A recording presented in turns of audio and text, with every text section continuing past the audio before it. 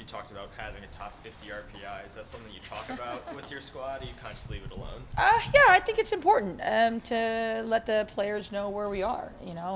46 RPI, we're a 500 record, and that's the goal, to be at the end of the season, is to be in play for making postseason. And the Pac-12 is so strong this year. I mean, they're projecting 9 teams from the Pac-12 to get into the tournament. And, as I told the players yesterday, I mean, our fate is in our own hands. I mean, we've got 6 games remaining, and we have to be able to produce on on the home stretch here. Just talk about the importance of this game with Washington State.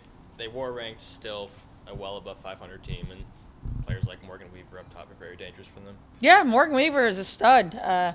She has been for the past couple of years within the conference, and she plays on the youth national team, and she's a good player. And they've got some great workhorses up top, and they're very good at what they do. I've said it before. Every game in the Pac-12 is a championship game. We don't have a conference tournament. We can't wait to the end of the season to kind of make a run at the conference tournament. So we treat every game as the same.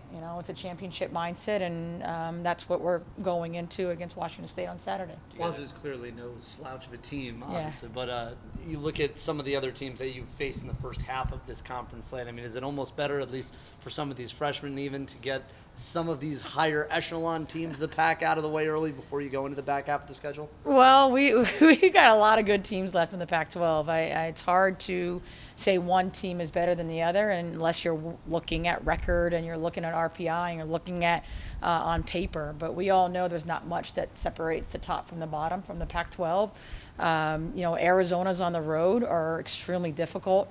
Then you got the LAs at home, and that's not an easy feat right there. And then, playing at Oregon State, away, on the road, that's going to be a tough one. So, I think on paper you can say we got through some difficult ones, but when you look at it, every team is a very difficult team, and you got to be able to approach it that way. Still in search of that first conference win, obviously. Yeah. I mean, you guys have been there the last couple seasons, right up on the edge. I mean, how do you get these guys into a mental place where it doesn't become much of a, we've gotten the lead or something, what do we do now, and more of a, we can hold this, we can win, we can get one back, we can break a draw and win. Absolutely. I think also the past 2 years we've gone without our leading goal scorer in the Pac-12. This year without Jordan Warmdahl. I mean, she's doing the best that she can, and she's not 100%. And then last year we lost Marissa Everett through the Pac-12. So, as a coach, I'm going, oh no, not again. But the most important thing is we're having other players step up. Emma Eddy's stepped up as of late. Zoe Hasenauer is coming on strong, and the team's coming on strong. But we need to find a way to manage a game and close it out, and in the last 5 minutes of a game to find a way to put it away. And we've been working on that. We've been working on our mentality, and I'm confident that we can do that this weekend. What's Jordan's status right now? She's good. I mean, she's still playing with a little bit of nagging injury, and that's, you feel for her in the sense of, she's playing through that pain, and you got to be really proud of what she's doing, and she's trying to do the best that she can. And we would love to have her 100%, but we're going to take her whatever percent we can get her. And she's got a nose around the goal, and she's still, she wants to come in with a chip on her shoulder, and that's the attitude that you want from a player. So she is definitely going to be playing this weekend, and hopefully, scoring a goal or two. We expect Emma Eddy and Ellie Cook up top again. Yeah, we'll be seeing them all. But yeah, I mean, Emma Eddy has been playing well as of late. I mean, we all see that. You can see it. She has a smile on her face. And Allie Cook is a really good back-to-goal player. And, I think that's going to be important against Washington State. I think their average size is 5'9", so they've got some size about them. I think it's important for us to be able to deal with that, but also play our game of soccer. I expect to go back to the 4-4-2. Yeah, we'll see 4-4-2. We'll keep you guys on the toes. How about that? You try to figure that out in the first 5 minutes. But no, I mean, I think every team is playing in different formations. I mean, Wazoo's played in a 4-4-2. They played in a 4-2-3-1.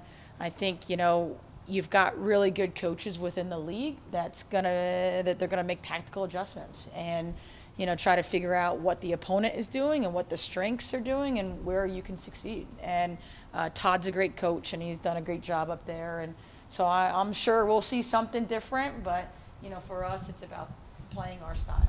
Relationship like with all three of them? They're good. Hannah and Alyssa are captains, so they work well together. And I think it's, I kind of relate it to almost like a goalkeeper union. You train hard, you go against each other, you battle, but at the end of the day, you're happy for the players that are on the field, and you want to see them be successful. Since she's a freshman, how has Caitlin Carter come along as goalkeeper? She's done a great job, and for Caitlin Carter to come in and step into some big shoes this past year, she's done a good job with that. We challenged her to be better with her distribution. We challenged her to be better with balls in the air, and we challenged her to be a better leader in the back of the line. And I think she's done a really good job with that. And playing in the Pac-12, you're going to have ups and downs, and you're going to have to make big time saves. And I can think back to a handful of games where she's definitely won us the game and kept us in the game for us. How do you guys repeat that first half an hour? Do you think that's kind of what was so successful there against the Golden Bears? Yeah, we were determined. I think as soon as we walked out the field in Utah, we said, okay, enough with this. Let's focus on beating Cal. And that's absolutely the mindset that we've had, going into this weekend. We had a good training session yesterday, and our players are dialed in. They're competitive. They didn't make it to the Pac-12 because they weren't competitors. They're good players. They are confident on the ball, and they want to win. So hopefully we can find that this weekend.